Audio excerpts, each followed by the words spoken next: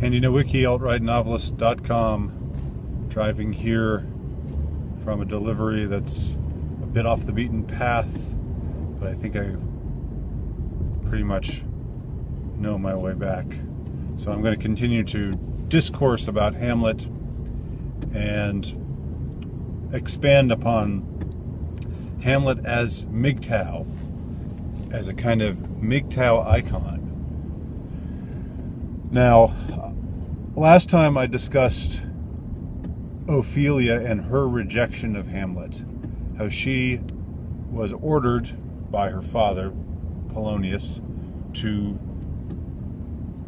turn Hamlet down, turn down his suitorship, to return all of his keepsakes, all of his love letters, everything that he had sent to her. So basically she breaks it off with him. He never responds to this. This is what's interesting in Hamlet.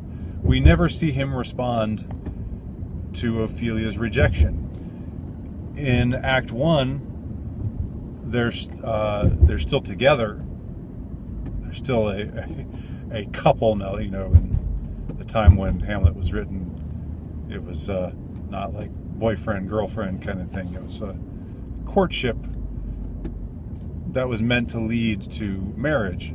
Obviously, evidently, that was what it was designed to do, or what maybe Hamlet thought would be something that he wanted to do. The thing is, we never hear him talk about it, and that's what I want to expand upon here. So in Act 1, they're still together, although we don't really ever see them together. And then later on in Act 1, Polonius orders Ophelia to break it off with Hamlet. And then Ophelia reports at the very beginning of Act 2 that Hamlet has come up to her, grabbed her by the arm, given her this look, and then without a word turned and walked away. Now, Ophelia and her father, Polonius, alike suspect that Hamlet is behaving this way because he's heartsick over Ophelia. But what they don't know is that at the very end of Act 1, Hamlet saw the ghost. Hamlet sighted the ghost of his father, and not only sighted his father's ghost, he spoke with him.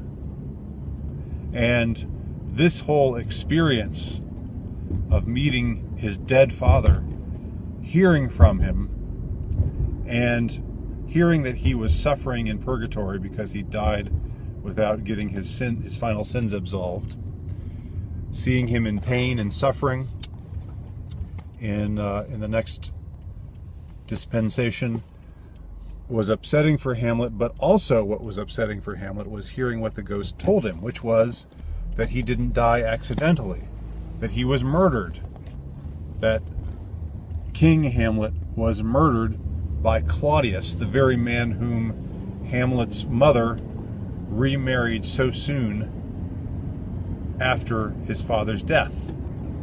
So this is why Hamlet's in this state at the beginning of Act 2, and this may be the reason why he behaves with Ophelia the way that he does. We don't know. I think it's interesting that this scene takes place off stage. We never see it happen. We only hear Ophelia reporting on it happening in a somewhat distraught manner. And Polonius, being the opportunist that he is, sees this as a chance to get in good with Claudius the king and tell him, here's what I think is going on with Hamlet, because Claudius is concerned about Hamlet's behavior. Hamlet's been mopey lately. And then after he was mopey, he started acting just crazy. But Hamlet's crazy behavior is, in fact, intentional. It's an antic disposition designed to make everybody else confused, not know what he's up to. And maybe Hamlet was in his antic disposition when he confronted Ophelia wordlessly as she reports at the beginning of Act 2. Or maybe he really did confront her wordlessly with an intense expression and grab her arm in this way because he was distraught over what he'd seen with the ghost. That would be where the evidence would point, simply because whenever we hear from Hamlet, and this is what I want to get to now, and maybe I'll continue this in the next Pizza Boy lecture of the Pizza Boy professor, because I'm getting close to the shop now, so I'm gonna have to bring this to a close temporarily. But here's my point. Here's the thing that really sticks with me. Ophelia is simply not an issue for Hamlet. He never talks about her in his many soliloquies. He never discourses about Ophelia. Now, does this mean he never loved her? I don't think so, because he says later in the play that he did love her. And although when they talk in Act 3, as we've talked about before, he kind of plays the pimp daddy there and says, "Nah, I never loved you." He kind of is a little he negs her in that scene in Act 3, that confrontation. But none of the soliloquies in the play, in none of them does Hamlet focus on or even mention Ophelia. Ophelia is simply a non-factor